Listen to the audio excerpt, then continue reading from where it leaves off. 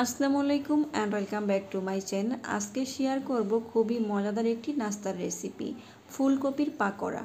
ফুলকপিটা কিন্তু খুবই মজাদার, বাচ্চারাও পছন্দ করে। তবে এইভাবে পাকোড়া বানিয়ে দিলে ওরা কিন্তু খেতে আরও বেশি পছন্দ করে। বাচ্চারা সহজে সবজি খেতে চায় না। আপনারা চাইলে এই রেসিপিটা দেখে ম্যাগি মশলা ব্যবহার করে সহজেই কিন্তু ফুলকপির পাকোড়াটা তৈরি করে দিতে পারেন। তো এখানে আমি ছোট সাইজের একটি ফুলকপি কেটে ভালো করে ধুয়ে হালকা একটু গরম পানিতে সিদ্ধ করে নিয়েছি। একদমই কম পরিমাণ সিদ্ধ করে নিতে হবে।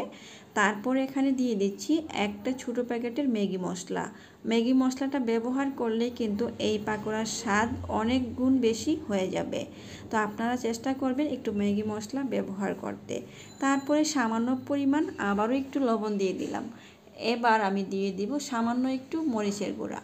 সামান্য মরিচের গুঁড়াটা ব্যবহার করছি কারণ আমি আমার ছেলের জন্য নাস্তাটা তৈরি করছি। ও খুব বেশি ঝাল খেতে পারে না, সেই জন্য আপনারা পরিমাণে আরেকটু বাড়িয়ে নেবেন। এবার হাত দিয়ে ভালো করে এটাকে মাখিয়ে নিতে হবে। বিকালে কিন্তু চাইলে আমরা ছোট বড় সবাইকে এই নাস্তাটা তৈরি করে দিতে পারি। এবার এটাকে একপাশে সরিয়ে নিয়ে একটি পরিষ্কার বাটি নিয়েছি। এই বাটিতে দিয়ে দিচ্ছি আমি 2 থেকে 3 টেবিল চামচ পরিমাণ আটা। তার সাথে দিয়ে দিব সামান্য পরিমাণ শুকনো চাউলের গুঁড়া। চাউলের গুঁড়াটা ব্যবহার করলে এটা কিন্তু অনেক বেশি ক্রিস্পি হবে। আর চাউলের গুঁড়া না থাকলে আপনারা এখানে সুজিও ব্যবহার করতে পারবেন।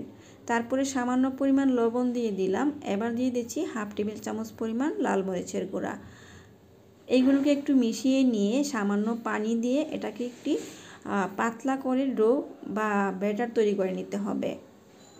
একবারেই পানিটা কিন্তু দেওয়া যাবে না, অল্প অল্প করে পানি দিতে হবে। আর এইভাবে একটি ঘন ব্যাটার তৈরি করে নিতে হবে। ঠিক এরকমই ঘন হবে, তার চেয়ে কিন্তু পাতলা করা যাবে না। তারপরে এখানে পরিমাণ মতো তেল গরম করে নিয়েছি। এবার আগে থেকে ফুলকপিটা মাখিয়ে রেখেছিলাম, সেটাকে এই ব্যাটারের সাথে ভালো করে এরকম করে মাখিয়ে মাখিয়ে তেলে দিয়ে দিতে হবে। খুবই সহজ এই কাজটা, আর হয়ে যায় অল্প সময়ে কিন্তু।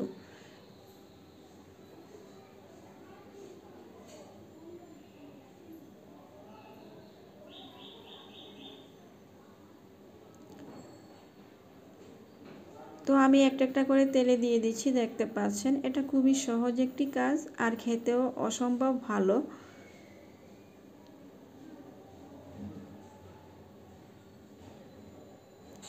তো এইভাবে দিয়ে দিতে দিতে আমার কিন্তু এক পাশে লাল হয়ে আসছে, কারণ তেলটা আমি প্রথমে অনেকটা গরম করে নিয়েছি।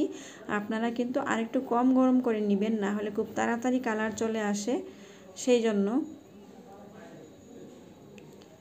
তো এ পর্যায়ে আমি একটু নেড়ে উল্টিয়ে দিব।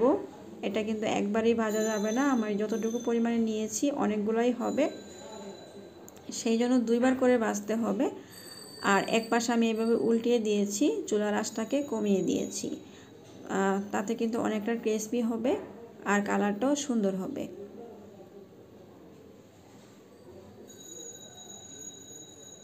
তো এগুলো একদমই ভাজা হয়ে গিয়েছে, দেখতে পাচ্ছেন খুবই সুন্দর কালার হয়েছে। তো এবার আমি তেল ঝরিয়ে উঠিয়ে নিব।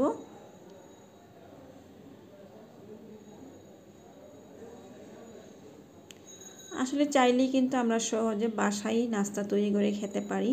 বাহিরে যে অনেক টাকা খরচ করে বাহিরের ভেজাল খাওয়ার থেকে বাসায় তৈরি খাবার কিন্তু স্বাস্থ্যের জন্য অনেক বেশি ভালো। তো আমি চেষ্টা করি বাসায় কিছু না কিছু তৈরি করে আমার ছেলেটাকে দেওয়ার জন্য। তো এইভাবে সবগুলোকে আমি ভেজে নিব। আর এইদিকে আমি আমার ছেলেকে দিয়ে দিয়েছি অলরেডি, ও সস দিয়ে খাচ্ছে আর হলো টিভি দেখছে। সে কিন্তু বুঝতেই পারছে না এটা এত মজা হয়েছে, সে আর কোনো দিকে তাকাচ্ছেই না যে আমি তার ভিডিও করছি। তো আপনারাও কিন্তু বাচ্চাদেরকে এইভাবে তৈরি করে দিতে পারেন। কেমন লাগলো কমেন্ট করে জানাতে ভুলবেন না। ভালো থাকবেন সবাই, আল্লাহ হাফেজ।